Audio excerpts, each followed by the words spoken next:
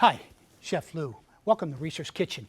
Today we are doing beer-braised pot roast. We're using a chuck roast, certified Angus beef, and wow, you're going to be excited about this one. Let's get started.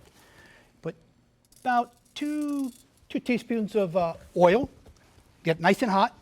Then we're going to, we need to put a little salt and pepper. Use about, recipe calls for about 2 teaspoons of salt. You're going to add some to the sauce and some here on the roast. Then you're going to, we're going to flour this. And then we're going to braise it off. Look at that. Now this roast is about 4.5 pounds. Okay.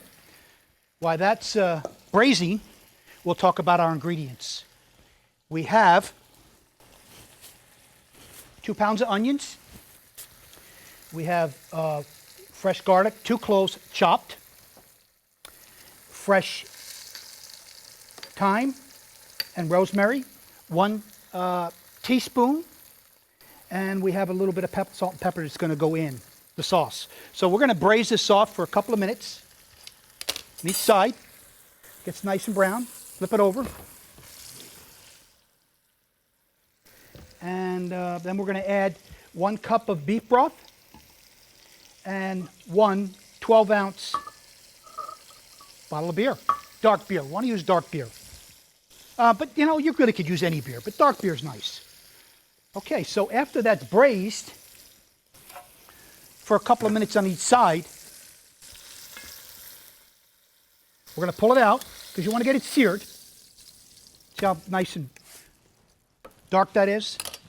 Then you're going to add your onions. Saute your onions for a couple of minutes. You want to do it probably for 4 or 5 minutes, maybe 6 minutes. I think the recipe said 10 minutes, but I did it last night and it didn't take that long, so because it's nice and hot. And then as that's sauteing, you want to add your spices. Add your thyme. This is fresh thyme. And fresh rosemary. I just cleaned it up, chopped it up a little bit. Fresh garlic, 2 cloves of fresh garlic. Stir that up a little bit.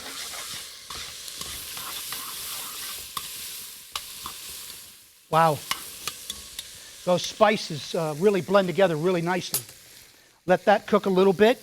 Then you add your chicken broth and your 12 ounces of beer. And the recipe calls for a stout beer. You could use any beer you really like. Doesn't really make a difference. Okay, we let that come to a boil. After that comes to a boil, we put the roast back in. And we're going to cook this. I have the oven preheated at 325. We're going to cook this for about 3.5 hours. Once we put the roast back in, the roast will go back in, just like that. You're going to cook it for 3.5 hours. And you're going to turn it in about 1.5 hours.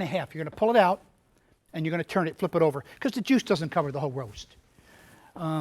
Makes a great gravy. It's just an awesome dish. Very good. Okay, so we are about ready to go in the oven here. So we're going to put the lid on, and we're going to go ahead and put this in the oven, and then we're going to come back. Okay, we're back. We pulled the pot roast out of the oven. We did turn it after a 1.5 hours. Look at that. Look how pretty that is.